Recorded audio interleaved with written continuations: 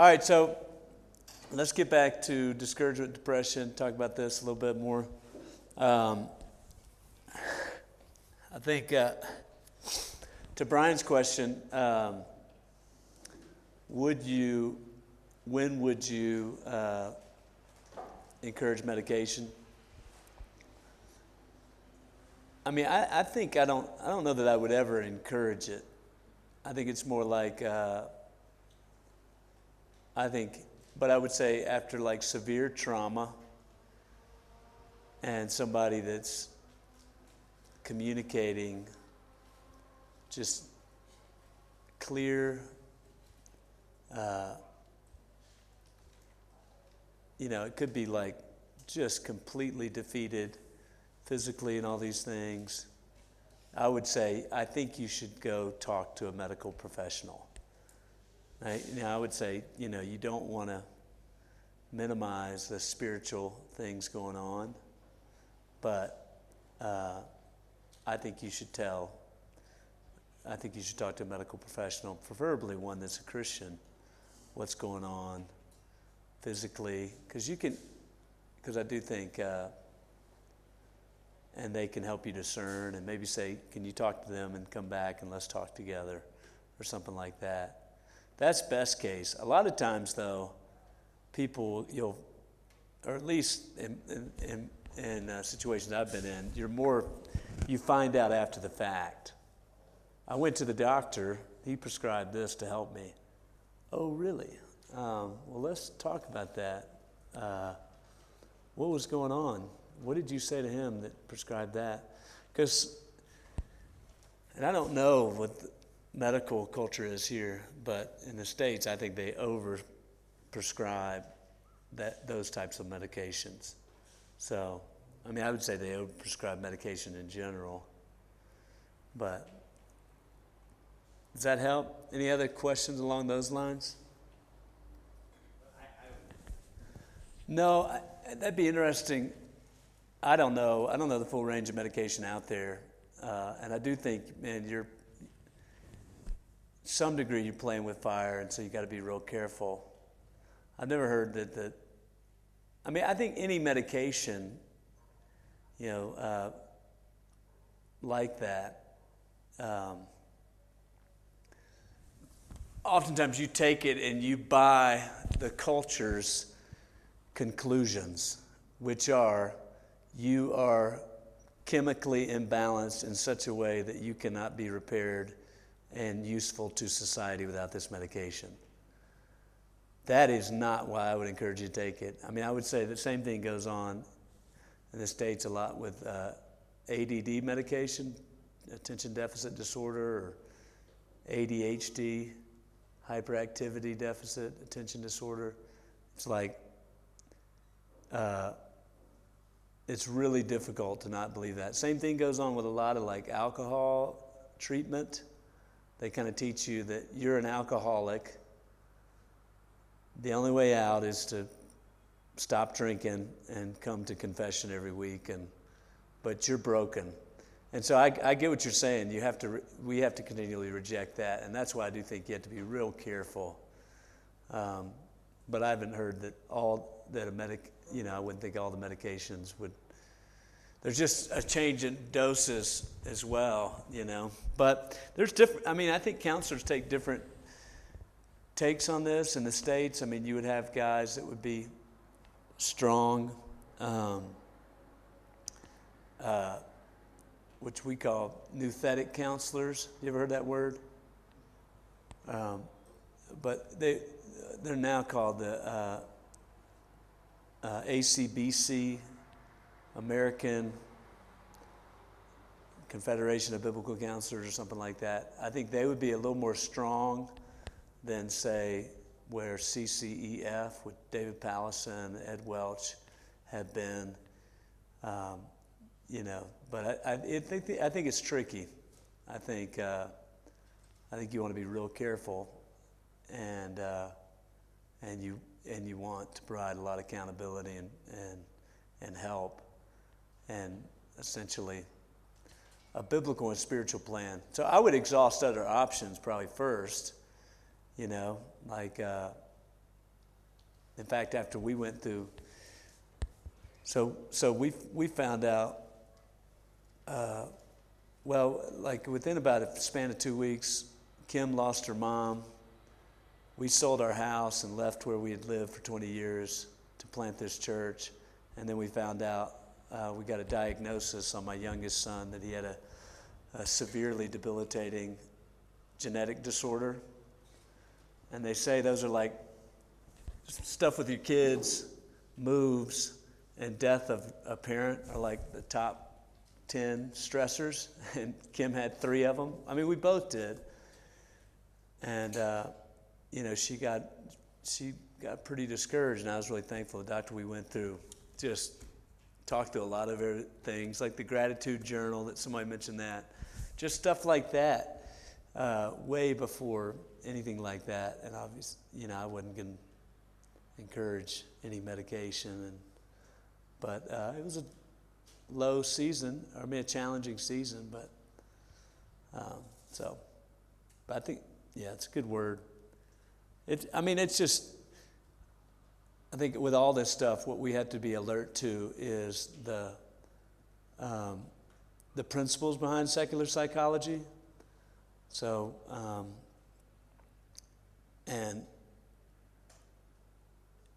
there's no consistent counselors out there. They just all kind of work from the same vat of terribleness almost. like need theory, like what you really need. And I've talked to people that come out of like an adultery situation, and their big takeaway from counseling is, what I need is for my husband to affirm me more every day. I'm like, baloney. Yes, he should affirm you, but what you need is a husband that repents, And so it's just kind of like, but essentially, it's not like I need to fear God, obey His commandments. I need like these internal needs met. And so, I think same thing you encounter with addiction type therapy, and that's where we have to be alert. And I don't know what it's like here, but I do think a lot of people, they feel so ashamed to tell you things are really bad. And so they try to fix a lot of stuff before they tell you. And when they do that, they get exposed to a lot of bad counseling. And it's not that we're trying to control counsel by any means, but we are putting authority as spiritual leaders and spiritual teachers, and we really want to help people. And so I think, when things are going well, just announce, cultivating in the church, like a willingness to come and seek counsel from you or from the other pastors, and an eagerness to help people in those moments is going to overcome the temptations that they'll feel to go and try to figure it out on their own. Yeah, the interesting thing is medical doctors can prescribe all this stuff. And so, psychologists are problematic because of the differences we would have with them on a worldview, but doctors can be, because some of them just don't even, they just hear, you can't sleep at night, let me give you this pill. You can't get up in the morning because you're so sad after your mom's death, let me give you this pill. That's what happens, and so they're not even raising the question. So people don't even view it so much as counseling as much as this is what Doc said, Because I think you raised an important point. I do think, if what you're facing is similar to what, the U.S. is, what they're calling it is expressive individualism, where it's like this, like nowhere in the history of humankind have people associated with the meaning and value of their lives with what they feel. So it's like this therapeutic age where you're just constantly asking, So Michael's, I don't want to be critical of Michael, but he said on Sunday, I hope you feel fed today. So, or something like that. He prayed for me or something like that. Forget where it was, but I'm like, I think that language is dangerous because everything centers around me, and that's why, in other parts of the world you have this rapidly changing, I am not who my sexuality says, not who my doctor says, because he just assigned my sex. I am who I feel I am. And it's pervasive. So I think what, in the book back there, which I think two of the most important books we were talking about the other night, The Rise and Triumph of the Self and Strange New World, those books are must-reads, in my opinion. They're so huge for understanding what's going on. And I think you're right. I think it's depressing. So that's why you see such a confusing juxtaposition in like the transsexual homosexuality movement. You see this, I am finally free to be who I am, and yet I am very depressed. Because it's over-promising and under-delivering. And it always will. And so, but the same thing, like if you're, like we weren't meant to constantly evaluate everything based on the way we feel. We're meant to base everything on what is pleasing to God and what serves God and all these things. And so, emotions, that's where emotions are they're helpful at indicating, and that can be helpful just teaching on emotions, because emotions they're great warning lights, but they're horrible maps. Like if you're driving down, they're a great warning light, like you need some gas or something, but they're horrible maps. I mean, they'll help you tell what's going on, but they're horrible for directing your life, and that's what I think. So when we've become a world where been absorbed in. I'll send you guys, in fact, I need to get your emails anyway. I'll send you this article Carl Trueman wrote called Is God a Therapist? And it kind of gets right at this. Because that is what they would say, that their therapeutic age is what's on us now. And so that kind of like constant evaluation. And so therefore the gospel, the danger is when you go to correct somebody, the gospel is not Jesus died to make you happy. The gospel is not Jesus died to make you fulfilled, or Jesus died to make you safe in some senses. But that's the warping of what's going on with the gospel. In the proclamation of the gospel, that's what he's saying. Is God a therapist? Is the gospel offer a therapeutic offer? Like, come to is God the ultimate life hacker? That's going to like, is Christianity? No, Christianity's about a much more serious problem. And Jesus says, follow me, and you may lose everything except for eternal life, which you will rest completely secure in. And so that's part of that's like what you got to unravel. The other thing I was going to say, just going back to like I think basic depression and discouragement is, I think it's important that point two, much discouragement and depression is caused or at least intensified by spiritual problems. And so, by sin.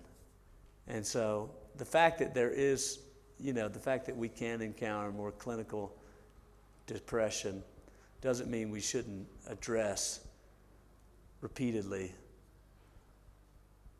sinful attitudes and things like that and help people. I think discouragement, Piper calls discouragement, he calls like anger and explosive behavior, strong pride. It appears strong, and it's a display of strength, sinful strength. But he calls discouragement, despondency, self-pity, weak pride. And so it's just helpful to keep it, kind of like we were talking about with envy yesterday, it's helpful to keep it, to move it when we're working with people and we discern what's going on, to move it into that pride category, and therefore to address them and call them to turn and obey. And I think what this course said too, promoting the church.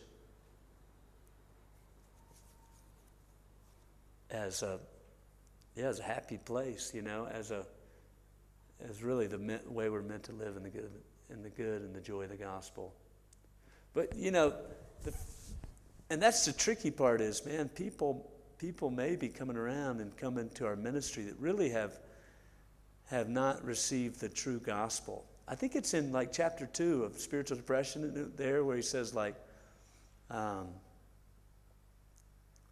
it's all about happiness and talks about preaching the gospel, making you really, really, really sad or something like that. Basically, it's like they've somehow in the midst of the preaching of the gospel, they've just received a self-fulfillment gospel. They've never really actually had their mouth shut such that they see that their main problem is sin and their need for a Savior, and therefore their joy is very shallow and circumstantial. And so I'm pretty sure that's the spiritual depression. Maybe I can find it at a break or something. But yeah, I think you have to build a robust interpersonal ministry, like a robust disciple-making ministry, or else. And I do think, and it seems like, and it would make sense out of a more Pentecostal mindset where it is the solution's just prayer or something like that.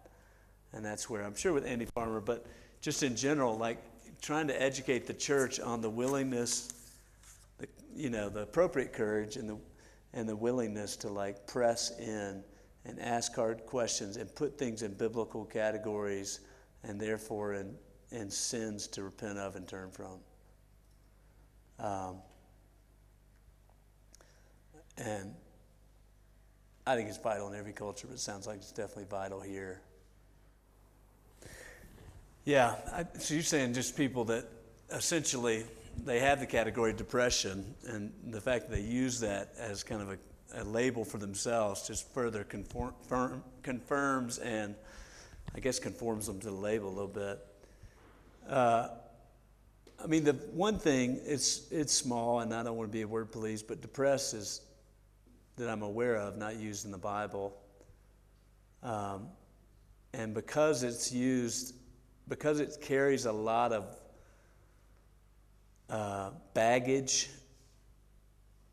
as a medical term, I prefer discouragement. And so if someone says, why, same thing I'd say with stressed. I am stressed. I don't know if they use that here, but people use that all the time in the States. Okay, so if somebody says I'm depressed, I'm asking immediately, why are you saying that? And that's where I think biblical categories: do not be anxious about anything, but by prayer and supplication make your request known to God. Anxiety, fear, envy's clearly one. Discouragement. Why are you discouraged, O my soul? Why are you cast down? So I do think I'm immediately asking those questions and trying to help people get to a more biblical understanding. Because it could be anxiety. I think you're right. I think you wrestle with anxiety. You're wrestling with the enormity of what's before you, the uncertainty to some degree of what's before you. And the Lord has wonderful things to say to those who are anxious. And so that's where you're trying to help ask a whole lot more questions. But I do think that, and it sounds like we're coming up against that label again, is so dangerous because, I remember years ago, like 15 years ago, listening to John Piper preach, and he refused to call homosexuals homosexuals. He would always say, this is a 45-minute message, and he kept saying 25 times, person struggling with homosexuality. And finally at the end, somewhere towards the end, he said, now let me just tell you why I'm not saying that. Because homosexual is a label. You're labeling somebody by a sin. And you could be doing the same thing with depression, where, and you guys know, labeling's horrible. You know, just a couple weeks ago, we were with my son who has all these genetic disorder stuff. That they wanted to do an IQ test on him. The school did. So the state had it on record. I said, no way. You will not do an IQ test on my son because I don't want him in your label. And thankfully they're fine with that. But I'm like, that's not happening. We'll pull him out of this school because we don't want him labeled by the way you're going to label him. And we're trusting God with this guy. And I'm not saying we're not taking advantage of resources or anything like that, but it's that label that is just so problematic. So, I think immediately I'd say as a pastor, asking 5 questions when somebody says I'm depressed.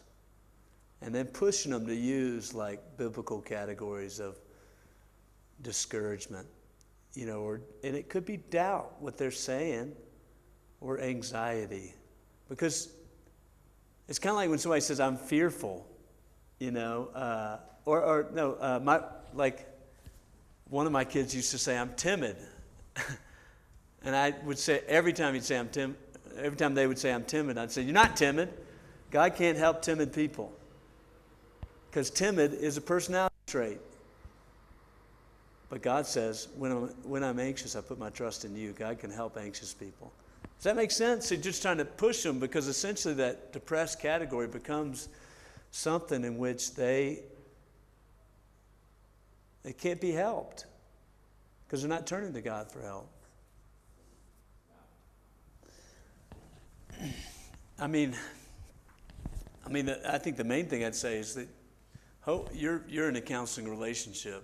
I think if you're, we were talking about meddler the other day, like if you're in a relationship with somebody that will not let you go beyond weeping, so at the invitation of trying to help them even more, then you're going to have limited on how much you can really reprove them and help them, and I wish it weren't the case, but you're going to have that in the church to some degree. People that are limited in what they'll invite you to do in their life. And there definitely comes a time when you as a pastor, you have to adjust things that get to a point.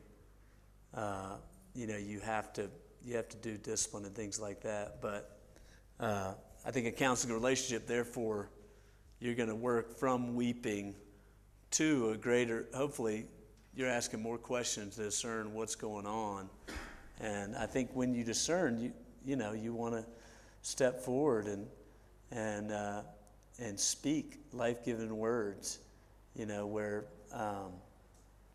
and call them to something specific in obedience to God and the fear of God, And the fact is, whether the source is overtly sinful or whether the source is being the victim of some wrong or the process in some ways is going to look similar because we're required, we grow up into Christ by speaking the word of the truth of the gospel in love. And so we're not just weeping, And so, yeah. All right, this might raise a few questions. All right, I want to jump to that 10th lecture, mistakes made in caring for people suffering. These are kind of like some random thoughts. And it's briefer, so. So the stakes are high. We've already established that pretty well. I will say what you say and do in these moments in your ministry will never be forgotten. So if your words are helpful, they'll never be forgotten. If your presence is absent, it'll never be forgotten. And so the stakes are high in caring for people. First, I'd say, so first mistake, too much truth. You know, if you remember, the one thing helpful that Job's friends did was spend a few days weeping. Once they started talking, they were just a wreck, you know. I even think it's so vital, I think, to remember Jesus' compassion. He had compassion on the crowds that moved him towards them. He wept with Mary and Martha. No one sets out to, I don't think this, most people don't set out to overwhelm a grieving person with truth, but we do. We do because we desire to help, we seek to help, but do so in unhelpful ways. So I'd say don't at least immediately, don't feel the need to fix. Don't be in a hurry. Listen more than you talk. So you're going to weep, just like Romans 12:15, weep with those who weep. You're going to listen. Dietrich Bonhoeffer talks about one of the greatest gifts we can give another person is truly listening. I would say let the grieving person take the lead, especially at first. So even though we're called to lead in the church, we're letting people take the lead at first and giving space. Two, and we got into this a little bit with AB yesterday, too many people involved. Christopher Ashe has this statement that just completely struck me. He said, "The privilege of speaking with sufferers is one that is easily abused." The privilege of speaking with sufferers is one that is easily abused. It's abused when we speak too much, but also I think it's abused when we have too many people involved. There's, nowhere in Scripture where sufferers are encouraged to share far and wide their pain and hardship. In fact, Ed Welch says, this is a quote I tried to quote the other day, "A good rule of thumb is that when you are stuck in hardships or sins, you keep enlarging the circle of those who know until you're no longer stuck." So all sufferers need are a few good, godly friends. I think too many people involved can result in too much rehearsing. So, we were talking a minute ago about living under the label. Well, you start to rehearse all this trouble, and the temptations just increase for your suffering to lead to a sinful response. For us who are called to be spiritual surgeons, too many people involved results in too much input. And so you'll have people that are suffering, that are overwhelmed with input. And you'll realize you'll meet with them. So you'll meet with them once a week or twice a week or something like that, particularly when you're in those triage stages. And all that you've done with them is undone by someone else involved. And it's tricky because you don't want to come off controlling. But it can, and it can also result in a feeling of burden on the sufferer. They can feel burdened, like, oh, I didn't tell so-and-so how I'm doing this week. I got to, and then this person feels burdened for not keeping everybody in the loop and things like that. And so it's pretty disastrous, or can be. 3, too much time between conversations. I just completely agree with this. When helping someone who is suffering, we can allow too much time to pass between interactions.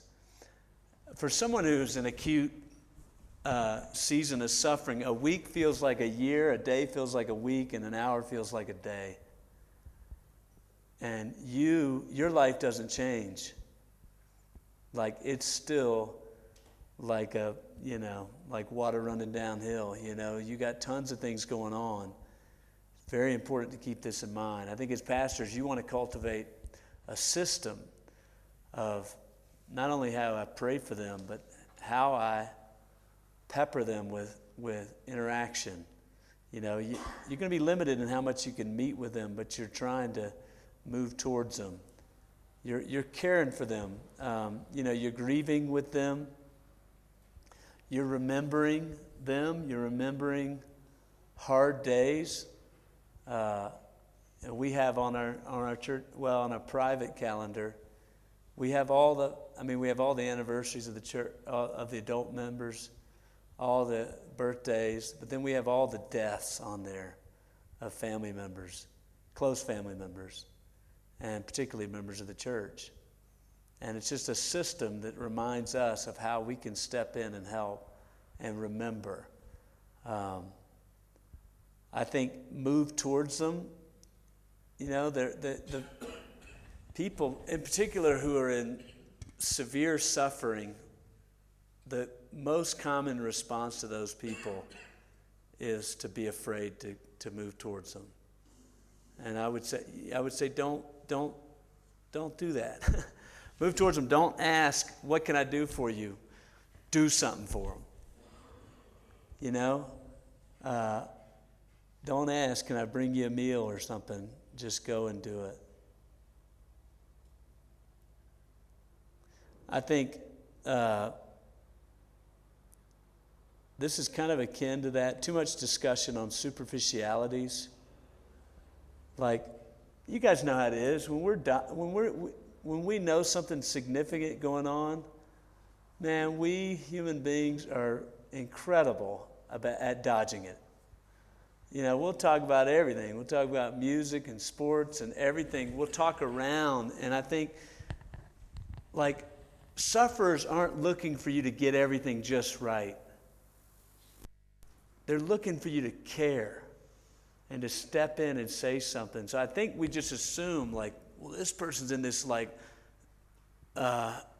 this place that, man, I can't speak into this unless I get it just perfect. What they're looking for is people that move towards them and don't kick the can. You know what I mean by that? Where you just don't avoid, And I just seen that again and again. I'd rather fail in trying, than fail in not trying.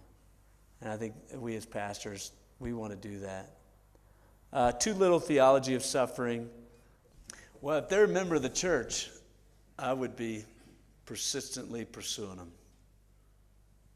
And you can throw a caveat out there. I mean, there's people like that in my church, but you're saying,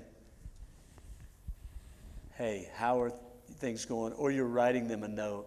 You're saying, you drop them a note every 2 weeks and say, I'm praying for you. And when you see them, it doesn't mean you have to immediately go there, but I think you're not going to let it go. Not to be a pain or, to frustrate them, but out of love. And I think a lot of times I think that is a smokescreen to see if you're really in it for them or you're in it for you. Because you'll have people that, when too many people are involved in suffering, you'll find out, man, people are in it for them. They're really, they want to be known as someone who cares for people. And so that's part of the reason, and it's not, I'm not trying to be critical of everybody, but something tough happens and everybody comes around in the first month. But then after that, people begin disappearing. So I think once they see that, or that would be my prayer, is that once they see you as their pastor are not going to let this go in love, my guess is they would open up.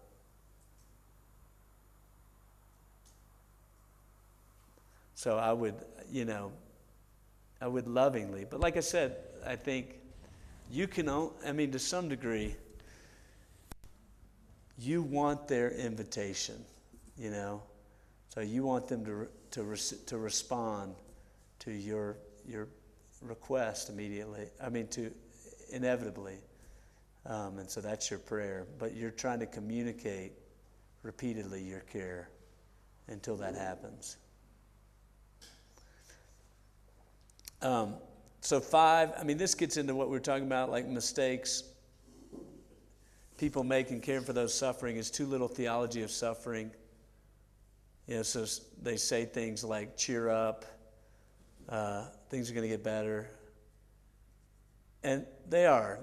The best is yet to come if they're a Christian. Things are going to get really better. But it doesn't mean like what they're exactly struggling with right now will ever get better. It may not. And so you don't want to say something that's just not true. But you also, the mistakes we make is, I think making the comments that reveal we haven't thought carefully about suffering. And so we offer up really poor comforts. But I think that's probably pretty well handled this week. 6, too little discussion on the sovereignty of God. I agree with James. Like, we don't want to come out and say, God works all things for good. Cheer up, brother. Nevertheless, like, that chapter is written for people who are suffering. And it's the Mount Everest of the Bible. And we don't want to say things like, and people will say crazy things like, God didn't want it to happen, or I don't know. I mean, they'll just say crazy things, and they'll undermine the character of God.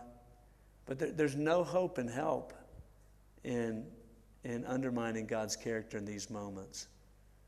I think one thing's, you want to be delicate, but in at least severe suffering, but we give attention to the providence of God. So the providence of God is how God works all things for the eternal good and joy of his people. And, you're going to have to be careful in the way you roll it out, but the answer is not going to be just, the answer is going to be trusting God and trusting that he is ruling providentially for their good. Like John Flavel once said, providence is like Hebrew, it's best read backwards. And so you can help people gradually.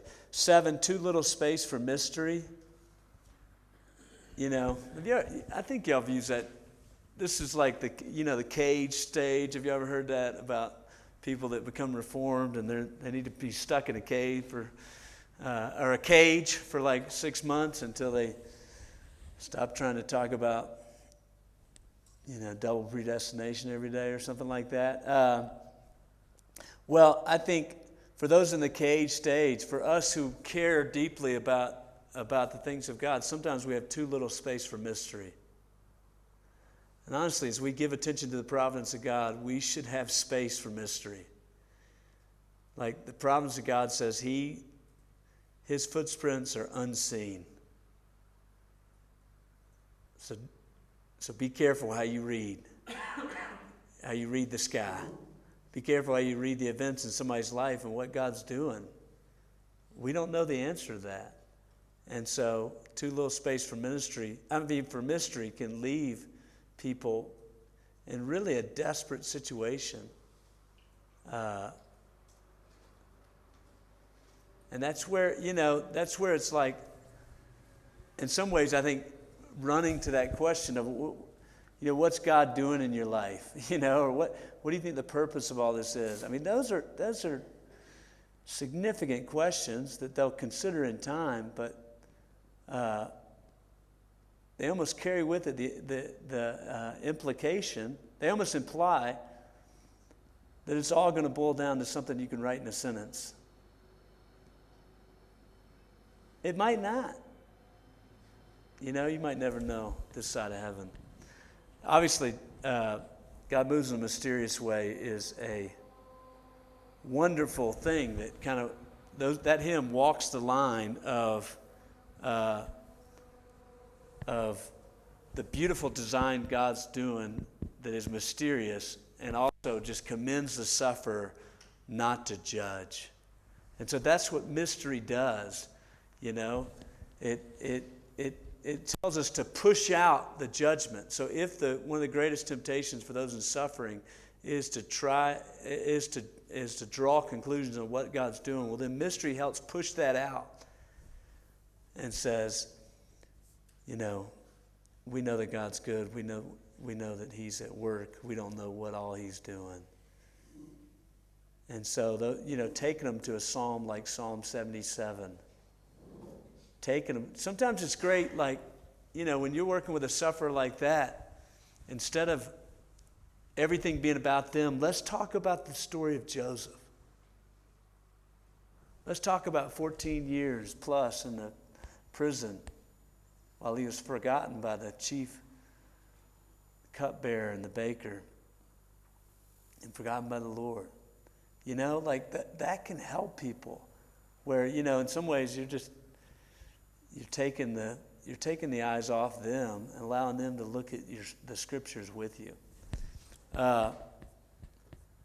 Two little discussion of heaven. I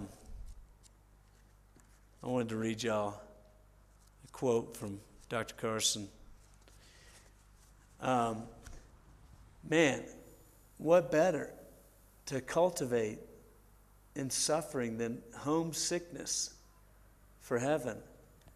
Dr. Carson says, preaching and teaching that do not constantly make heaven the Christian's hope and goal are not only unfaithful to the scriptures, but rob believers of one of the most important perspectives for helping them cope with the pressures here and now.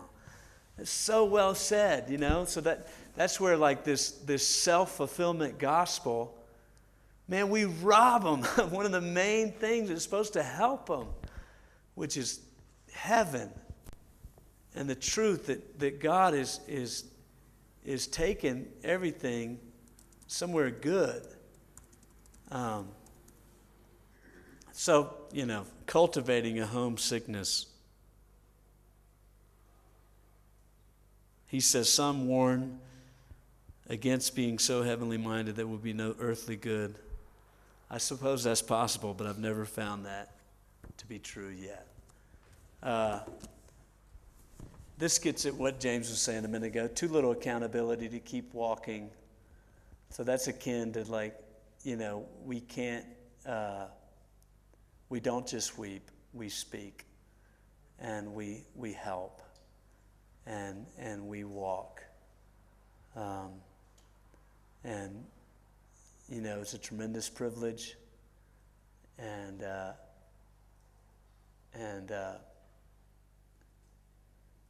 God's got just as much for us. One of the fascinating stories in our church, life of our church, we had a man, about 42 years old, he had 4 kids. He was stung by a bee and went into anaphylactic shock and died right there in front of his wife and his 4 children. He had 1 child on the way that he didn't know about, but went into anaphylactic shock and died right there. They tried to resuscitate him 3 times. And he died on the way to the hospital. And we had the privilege. That was a date we put in our calendar, and our church just rallied around this widow for 5 years, something like that. Her husband was a tuba player. I mean, you know what a tuba is? It's a big old huge horn. Well, last summer, one of her husband's colleagues, her husband was a very accomplished tuba player, reached out to her and began talking to her. And he had lost his wife to liver failure. And so, long story short, they fell in love. This tuba player, he lived in Oregon, so he lived across the country. So this lady, so she marries this tuba player. And if I could just tell you, like, what that meant to our church. I mean, it meant a lot to her, but, it's just hilarious because here she married a tuba player. There's about 6 in the whole nation. And then she marries another tuba player who lost his wife. And at the wedding, when I got up there to do the wedding, I looked out, and on the front row was on this side was his wife's family, who had died. On this side was her husband's family that had died. And we got to celebrate the lives of their first spouse. And then God sustaining them, you know. And I think had we not walked with them through all these anniversaries, we wouldn't have gotten the privilege to celebrate that, you know. And that's what we get to do, like not just as a church, as individuals, but to rally a church where, and I just can't tell you what that meant for our church, to see, wow, how kind of God. Providence is best read backwards, and so God selects a tuba player from Oregon to fall in love with this gal and to take over the parenting of her 5 kids. I remember we used to support her every month, and I did the last premarital with her, and he said, we won't be needing that money anymore. I was like, praise the Lord. He said, I'm providing for this lady and her 5 kids. What, you know what I mean? And I think if we hadn't been able to walk with her, we wouldn't have gotten the joy of doing that. Point 10, too surprised. Too surprised by suffering. And that's where our job is. You know, we've said it before. Your people need their best theology for their darkest moments. And they must not be surprised by suffering. If they're surprised by suffering, let it be over our dead bodies. Let it be, because they ignored us.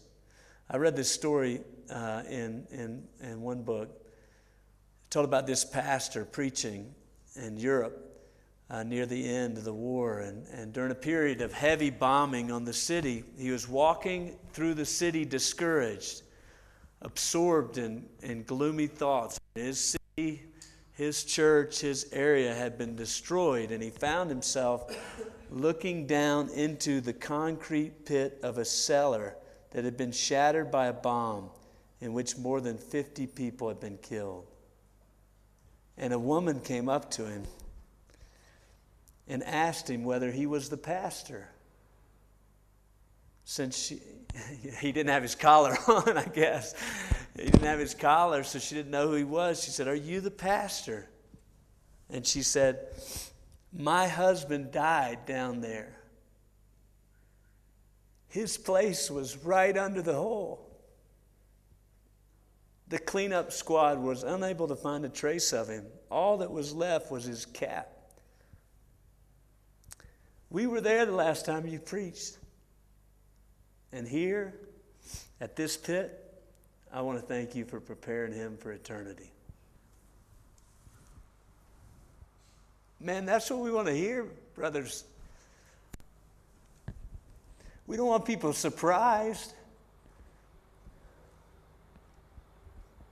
We want people ready. It's our job. It is a sobering calling, but a most wonderful one. We want to prepare people to enter into the joy of my master, the joy that will finally swallow up every sorrow. Obviously, preaching the gospel, but preaching the truth about suffering. The servant's not greater than his master. If he suffered, so must we, so that we can be glorified with him in the end.